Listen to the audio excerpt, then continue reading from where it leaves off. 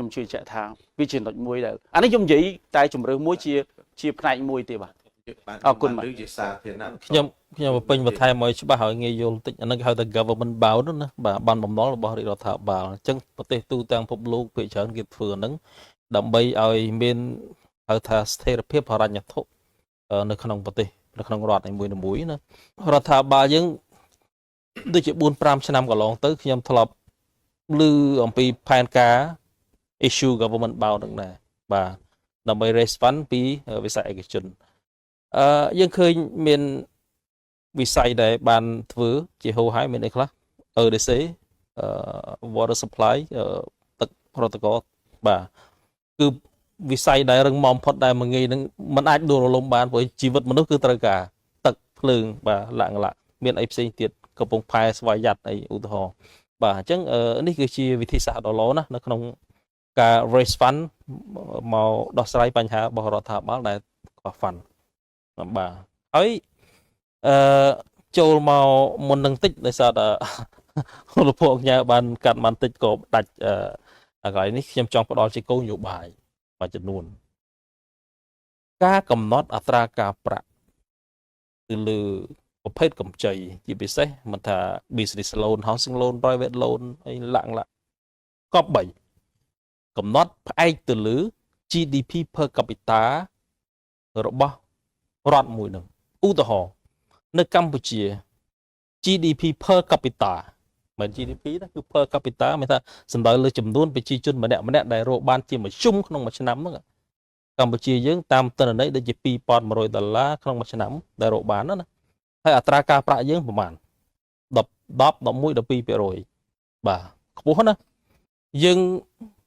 ប្រើបានរូបមន្ត government bound ហ្នឹងបាទដែលយើងបោះអាហ្នឹងដើម្បីប្រមូល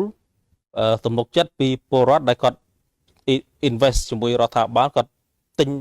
បានភាគហ៊ុនរបស់រដ្ឋាភិបាលហ្នឹងព្រោះយើងដឹងហើយថារដ្ឋមិនអារម្មណ៍ដូចឯកជនទេបាទរដ្ឋគឺជាអធិបតេយ្យគឺជាប្រទេសមួយបាទគឺអាយុកាលរាប់ពាន់ម៉ឺនលានឆ្នាំបាទគឺអញ្ចឹងអានេះបានគេឆុងមកចឹងថាកាលណាទិញបានភាគហ៊ុនពីរដ្ឋាភិបាលរដ្ឋាភិបាលគឺមិនដែល fail ទេមិនដែលអាលុំទេមិនដែលខ្សែធនទេរដ្ឋគឺមិនខ្សែធនចង់និយាយខ្លីបាទលោកបណ្ឌិតដែលបានគិតទេដែលពុកមិនជាទៀតលើកពីគំនិតចាស់តែបានគិតថាបើសិនជារដ្ឋាភិបាលលោកធ្វើបើតែបាន government bound ហ្នឹងតែលោកប្រមាណមើលតើ expect មើលតើលុយប្រមាណលានដែលរដ្ឋាភិបាលប្រមូលបានពី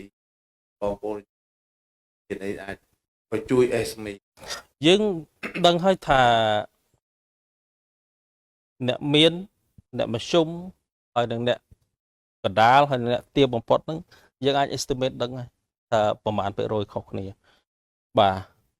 យ៉ាងហោចណាស់ក៏បើនិយាយពីអ្នកដែលជីវភាពហៅថាក្រោមមធ្យមខ្ញុំគិតថាមិនតូចជាង70%បាទក្រោមមធ្យមណាបាទហើយមកដល់វិបត្តិសេដ្ឋកិច្ចសង្គមបច្ចុប្បន្នទៀតហ្នឹងខ្ញុំគិតថាអ្នកដែលជីវភាពក្រោមមធ្យមអាចលើសពី70%បាទខ្ញុំអាចវាយតម្លៃបានប៉ុណ្ណឹងតាមដានព្យាករណ៍20ឆ្នាំចុងក្រោយជាពិសេសមកដល់ពេលនេះបាទ70%ដែលជីវភាពក្រោមមធ្យមហ្នឹងអាហ្នឹងពោះប៉ុណ្ណាទាបប៉ុណ្ណាបាទទាបប៉ុណ្ណាគឺអាចលើសនឹងទៀតបាទអញ្ចឹងអាចថាចន្លោះខ្ទង់20%ពីអ្នកមានធនធានច្រើនពីមធ្យមទៅខ្ពស់អញ្ចឹងអ្នកនោះជាអ្នកមុខសញ្ញានៃការទិញបានបំណុលពីរាជរដ្ឋាភិបាលដើម្បីហៅថារាជរដ្ឋាភិបាលជាមួយនឹងវិស័យឯកជនហ្នឹងគាត់ផ្លាស់ប្ដូរ interact គ្នាទៅវិញទៅមកដើម្បីប្រើ fund ហ្នឹងលើកថាទិញចុះបើសិនជារដ្ឋាភិបាលតែលក់តែមានជាបុគ្គលនៅក្នុងមន្ត្រីរដ្ឋាភិបាលគាត់ចង់ទិញបោនអញ្ចឹងស្រាប់តែពួកខាងក្រៅគេថាអូអ្នកនឹងពុកក៏លួយអ្នកនឹងចេះទិញឬក៏កំណត់ឲ្យតែប្រជាជនខ្ញុំចេះតែសួរទៅព្រោះសម័យឃើញតែពួកហ្នឹងគេចេះតែថាយើងតែយើងចង់គិតបាទសូមអរគុណការងារនេះវាអត់ថ្មីទេដូចខ្ញុំលើកមុនហ្នឹងគឺទូទាំងពិភពលោកគឺគេធ្វើអញ្ចឹងហើយគេមានការគ្រប់គ្រងការសម្ងាត់វិជ្ជាជីវៈសពបែបយ៉ាងហ្នឹងគឺដោយសារនេះមិនមែនរូបមន្តថ្មីទេជាពិសេសអាមេរិកជប៉ុនអូស្ត្រាលីអឺរ៉ុបប្រាំងហ្នឹងគេដើរមុនយើងហ្នឹង ចិត្ត100ឆ្នាំហើយបាទវិស័យហ្នឹងដែលយើងកំពុងនិយាយហ្នឹង government bound ហ្នឹងបាទគេធ្វើប្រហែល100ឆ្នាំហើយបាទ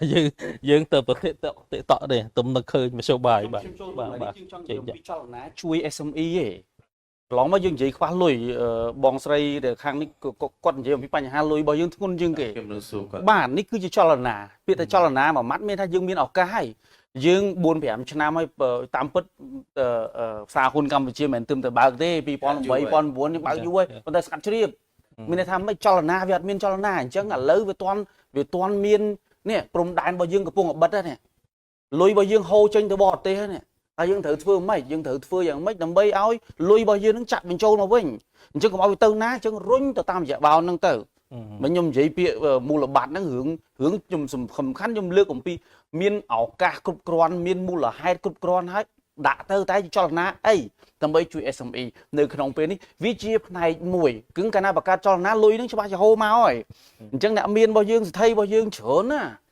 គ្រប់ផ្នែកហើយខ្ញុំជឿជាក់ថាមិនដែលណាគេសុកទៅទិញឲ្យប្រកាសថាអូខ្ញុំទិញបានបំណុលហើយដើរប្រកាសលុយរបស់ខ្លួនឯងមិនអញ្ចឹងវាច្បាស់ទៅជាលក្ខជាការសម្ងាត់មួយហើយចង់នរណាគេតាមដានអានឹងរឿងគេនិយាយរឿងរបស់គេប៉ុន្តែ